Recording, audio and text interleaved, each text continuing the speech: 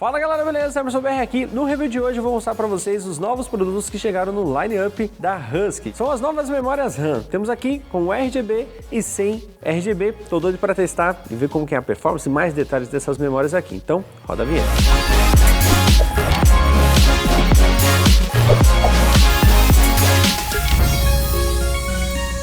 E antes da gente testar, vou falar um pouco sobre as características físicas das memórias, tá? Começando pelo modelo mais simples, onde nós temos aqui um dissipador de low profile, né? Ou seja, ele é perfil baixo por conta da altura, né? São 30 milímetros apenas de altura, né? O dissipador, ele tem dos dois lados para dissipar o calor do chip, né? Que está aqui internamente. Um detalhe que eu ainda não tinha visto em nenhuma outra memória RAM é essa proteção aqui para o slot, né, para conexões dos pinos, tá? Então, aqui, quando você for fazer a instalação, né, você vai ter que remover a borrachinha e plugar aí no seu PC, tá? É uma proteção a mais, às vezes a pessoa tem uma energia estática, né, maior do que a outra e tudo mais, não descarregou a estática, vai pegar na memória, encosta aqui, de repente pode causar dano aí, tá? Isso para qualquer componente eletrônico.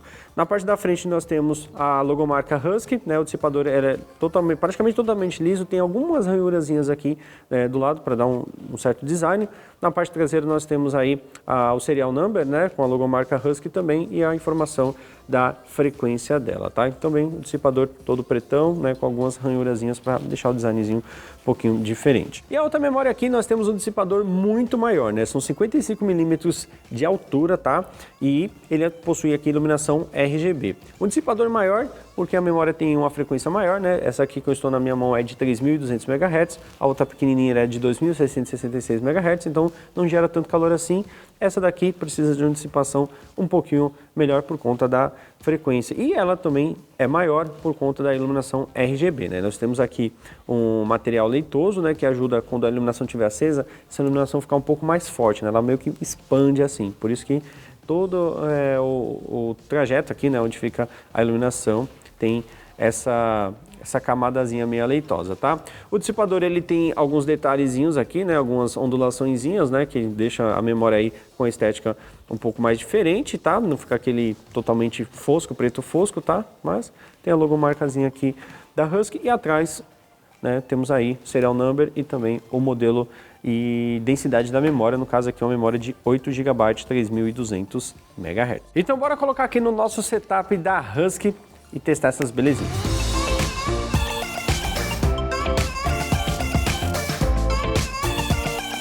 Bom galera, então colocamos as memórias na bancada para nós testarmos, né? Colocamos aí o 9600K, que é um Hexa-Core, junto com a Z390, né? Então a gente testou as memórias tanto no seu estoque, né? Os seus clocks padrões e também testamos em overclock, por que não, né?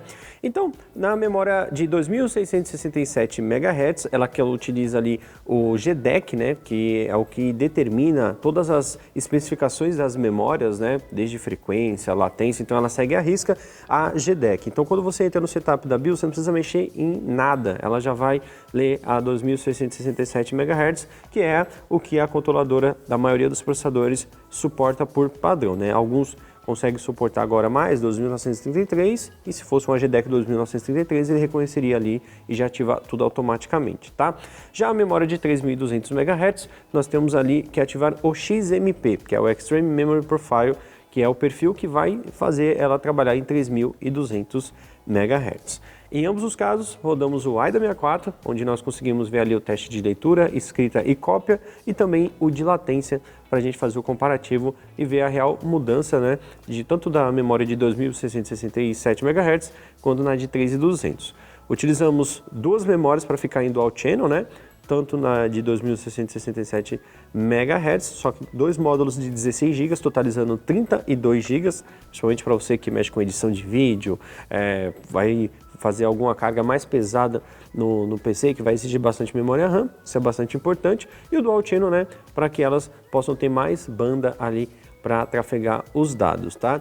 E também colocamos ali dois módulos de 8 GB cada um, 3.200 MHz, principalmente para você que joga, né? Hoje, pelo menos um mínimo de 16 GB você precisa ter aí para você conseguir rodar os games tranquilamente, né? Principalmente se você vai jogar o Call of Duty Warzone, né? Até mesmo o Cold War que acabou de lançar, eles precisam de 16 GB e de preferência Dual Channel para rodar lisinho, sem dar aquelas engasgadinhas por falta de memória RAM. Então, bora para os resultados aqui no AIDA 64. Essa daqui que é o modelo de 2667 MHz, ela possui a latência 19,19,19,43. No AIDA 64, no teste de leitura, tivemos 33.820 MB por segundo, na escrita 33.649 MB por segundo, na cópia 29.069 MB por segundo, com a latência de 68 nanosegundos, né? E aí eu fiz algumas modificaçõezinhas no setup da BIOS, e aí eu consegui os incríveis 3.200 MHz,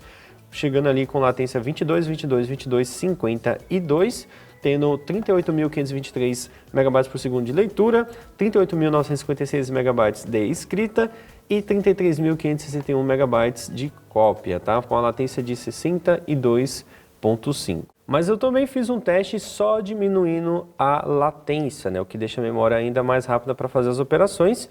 Então consegui colocar 16, 16, 16, 36, tendo ali o resultado de leitura 34.659 MB por segundo, escrita 34.011 MB por segundo e a cópia 29.007 MB por segundo com a latência de 62,7, ou seja, de 68 nós conseguimos diminuir para 62,7 apenas com o ajuste de latência sem mexer na tensão. Mas para o overclock que eu fiz de 3200, tivemos que colocar em 1.35 volts, ou seja, a memória trabalharia acima das especificações normais dela. Então, com esse pequeno ajuste, conseguimos diminuir de 68 nanosegundos para 62,7 nanosegundos, né? Então, é uma diferença bastante considerável, só por um fato da gente diminuir um pouquinho ali a latência, e aí deixa a memória ainda mais rápida, né?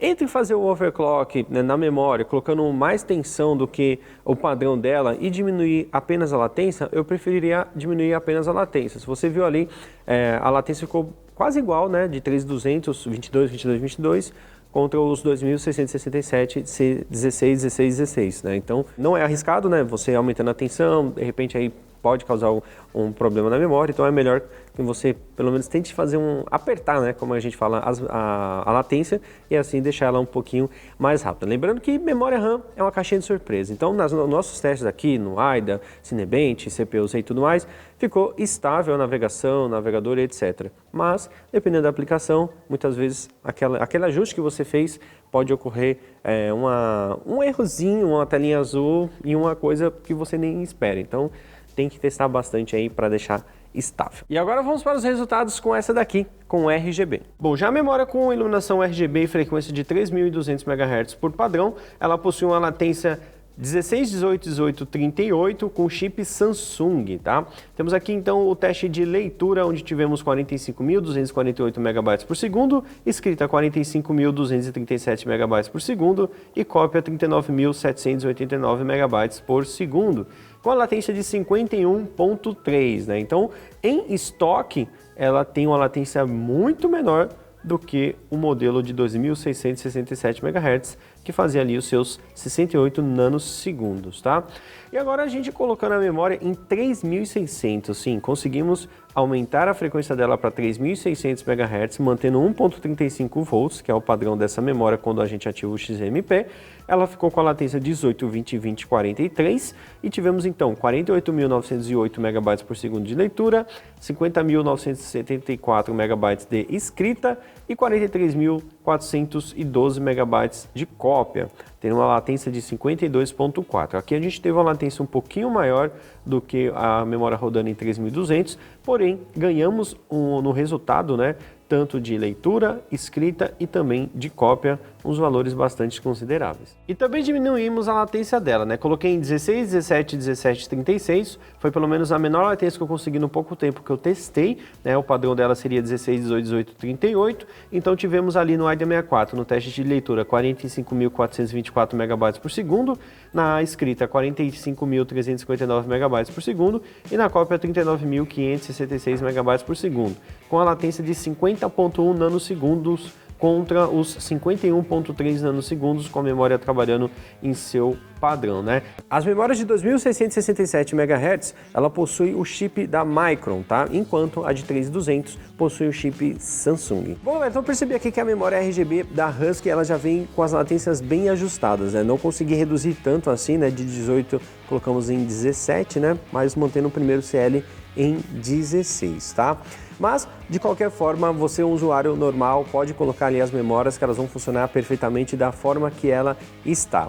Mas caso você seja um usuário avançado, né, que tenha conhecimento para isso, dá para você brincar um pouco ali, diminuindo as latências, aumentando até mesmo a frequência. E galera, lembrando do aplicativo do Kabum, né, para facilitar aí as suas compras, você fazer o rastreio dos produtos, né, também receber notificações mais rápidas, de repente aquele produto que você estava esperando ali, né, você coloca aquele avise-me no aplicativo, é muito mais rápido para você receber essa notificação, tá? Então baixa o aplicativo aí, que é muito mais seguro, muito mais prático, na palma da mão você já faz todas as suas compras e também monitora como que está o rastreio dos seus produtos comprados, beleza?